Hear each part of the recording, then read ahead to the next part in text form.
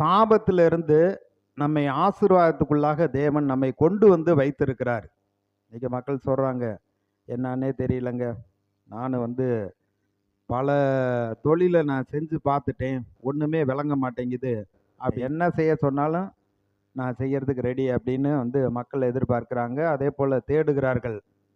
ஆனால் கடவுளிடத்துல வருகிற பொழுது, இயேசு கிறிஸ்துவினிடத்துல வருகிற பொழுது, அந்த சாபத்துக்கெல்லாம் ஒரு முற்றுப்புள்ளி வைக்கப்படுகிறது. விளங்கலேங்கிறாங்க. நல்லா இருக்கும்னு தான் குடும்பம் ஆரம்பிச்சங்க. ஒண்ணும் சரிப்பட்டு வரமாட்டேங்குது. என்ன செய்யறதுன்னே தெரியலேங்கிறாங்க. பிள்ளைகள ஒண்ணும் சரி பண்ண முடியல அப்படிங்கிறாங்க. போற இடத்துல எல்லாம் எங்களுக்கு பிரச்சனை வருது அப்படின்னு வந்து இன்னைக்கு உலக மக்கள் தவித்துக் கொண்டு இருக்கிறார்கள். ஆனா ரட்சிக்கப்பட்ட நமக்கு அப்படி தவிக்க வேண்டிய அவசியம் கிடையாது. ஏன்னா ஆண்டவராகிய இயேசு கிறிஸ்து நமக்காக சாபமாக்கி அந்த சாபத்திலிருந்து நீங்களாக்கி நம்மை மீட்டு விட்டிருக்கிறார். வேத புஸ்தகத்துல இயேசு கிறிஸ்து மூலமா நமக்கு என்னென்ன நன்மை உண்டாயிருக்கிறது என்று இங்கே கர்த்தர் வந்து வேத புஸ்தகத்துல எழுதி கொடுத்திருக்கிறார், வாக்குத்தத்தம் பண்ணி இருக்கிறார். இதை நம்ம விசுவாசித்து ஏற்றுக்கொள்ளுகிற பொழுது நம்முடைய வாழ்க்கையில சாபத்துக்கு அங்க இடம் கிடையாது. ஆசீர்வாதத்துக்கும் நன்மைக்கும் தான் அங்க இடம் உண்டாகிறது. உடன்படிக்கையில இஸ்ரவேல் மக்களிடத்துல உபாகமம் 8:18 வந்து சொல்றாரு, உன் தேவனாகிய கர்த்தரையே நினைப்பாயாக. அதாவது கர்த்தரையே வேற எதையும் நினைக்க வேண்டாம்.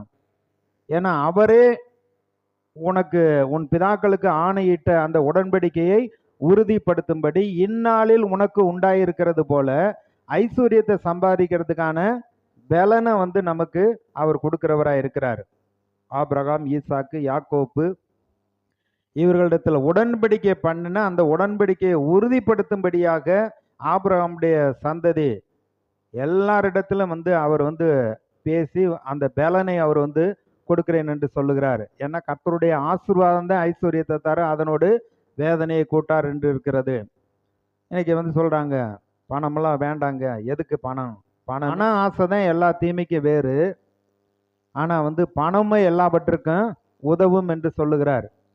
இப்போ நம்மக்கிட்ட பணம் இல்லைன்னா நம்ம சாப்பிட முடியாது, ட்ரெஸ் எடுத்து உடுத்த முடியாது, வாடகை கொடுக்க முடியாது, பெட்ரோல் போட முடியாது. நம்ம அனுதின வாழ்க்கையில் பணம் வந்து ரொம்ப முக்கியமானதாக இருக்கிறது. அதனால கர்த்தர் அதை தெரிந்து ஆண்டவர் வந்து என்ன செய்கிறாரு, அந்த பணத்தை சம்பாதிக்கிறதுக்கான பலனை வந்து நமக்கு கொடுக்குறாரு. 1000 பேர் 1000 சொல்லட்டும், ஒன்று விளங்கலைன்னு சொல்லட்டும், ஆனால் விளங்க வைக்கிறவர் ஒருத்தர் இருக்கார். இரவும் பகலும் அவருடைய வேதத்தில் தியானமாக இருக்கிறப்ப அவன் செய்வது எல்லாம் வாய்க்குங்கிறாரு.